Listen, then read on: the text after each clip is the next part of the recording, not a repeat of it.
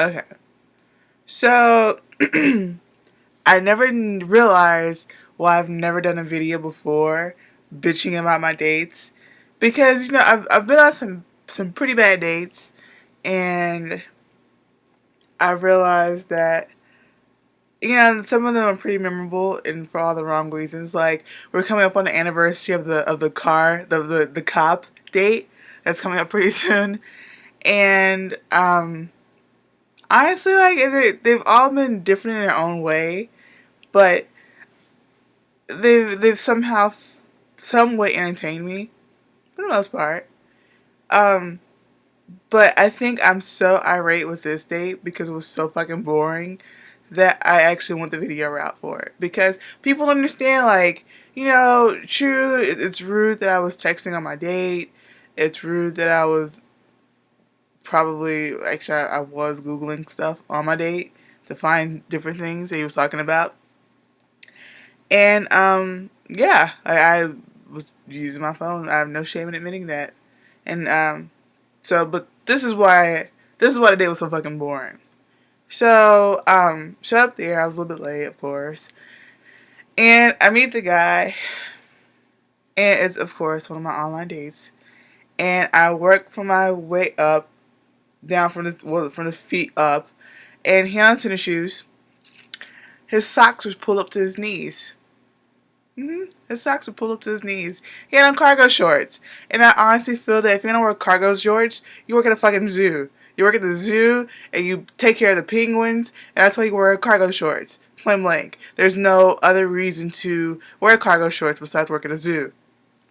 I mean, and if you know somebody who wears cargo shorts that are not the cool kind of cargo shorts that doesn't have the big pockets or whatever, then I suggest you have a heart to heart with them. You tell them, look, we love you so much that we want you to not wear cargo shorts because they're fucking stupid. You look dumb. You don't work at a zoo. You don't live in the outback. You're not from Australia.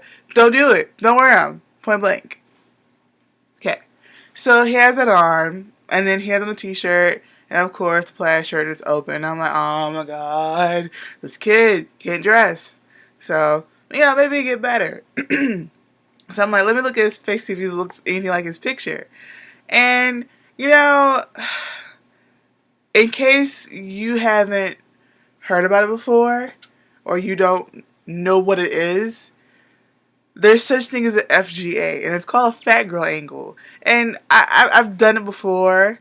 Other people have done it too. Where you don't do like a full like body picture or whatever. It's kind of like this, this frame right now. That's kind of like a fat girl angle because my computer's at an angle. I can stand like this and look, I look skinny. So it makes you look a little bit more pleasantable than usual. And so that's why I kept thinking, like, oh my god, I've been tricked. And as Darren Cooper says, I was catfished. And I don't think I was catfished in that sense because he said who he was. Everything added up. The only thing that didn't add up was he had no neck. Like, he was like this the entire time. Like, it just went from shoulder to, like, head to shoulder. Like, there was no neck. There was no in between. There was nothing. Nothing was here. It was just that. So, I mean, he had no neck, and I thought I'd be okay with that, and I really wasn't, and it kind of bothered me. And then he smiled. He had little chiclet teeth, like I told Darren Cooper, Beyonce teeth. And I mean, if you haven't seen Beyonce's teeth, I think you should Google it because she has chiclet teeth, aka Tic Tac teeth, aka little bit like little grains of salt. Like they're small teeth. So I'm like, ooh, he's probably a biter, and it probably hurts. Like when he kiss, if he bites, and it's sharp. So I was like, there's gonna be blood. So I'm not too intrigued now. I want nothing to do with it. So as we're on our date, the waiter was really cool. He was fun. I had more fun talking to the waiter than to my own date. And what else? Couldn't figure out what to order. And I asked him what he was eating. He said, I'm getting fish tacos, which is the cheapest thing on the menu. So I'm like, oh, you must be broke. Understandable. So, and I thought, oh shit, I have to pay for my own meal. That means this is not a date. It's two people hanging out, getting to know each other, which I'm okay with. But he asked me out on a date, so I feel like if a dude asks you out on a date and he's wanting you to be in his company, then he should pay. That's how I feel. And it's the same way vice versa. If I'm asking somebody to come out with me on a date, then I'm going to pay for it. Because it's only fair. It's just me, my 21st way of thinking. I don't know how else to say anything else. And yeah, so the moment he starts talking, he starts ridiculing me because he finds out what I do. And long story short, I work at a digital marketing agency. Digital marketing agency. Which is was like short term of, hey, all you gotta do is fuck around on Facebook and Twitter and Pinterest and do some shit. Kind of, yeah, sort of, kind of, a little bit.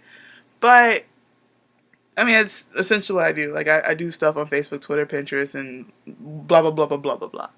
Well, this dude does not believe in Facebook, Twitter, all that, and he finds it pointless. And he kept shaking his finger at me for 50 minutes saying your job was pointless, and I don't believe in what you're doing. And then I'm probably sure that you probably do a good job of what you do, but at the same time, I don't believe in social media because it's all about the website, because I'm a fucking graphic designer. That's why. So, as he's talking to me, I'm going from, uh-huh, uh-huh,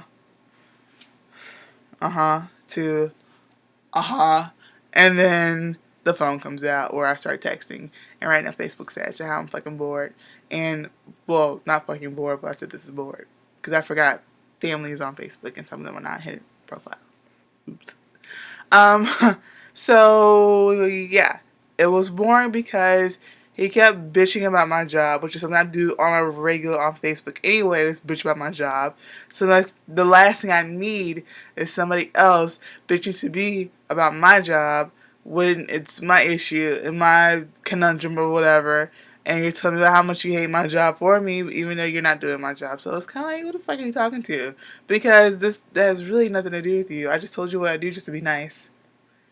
And yeah, so I ended up leaving the restaurant, and he's like, "Oh hey, I had so much fun." Blah blah blah blah. I'm thinking, really?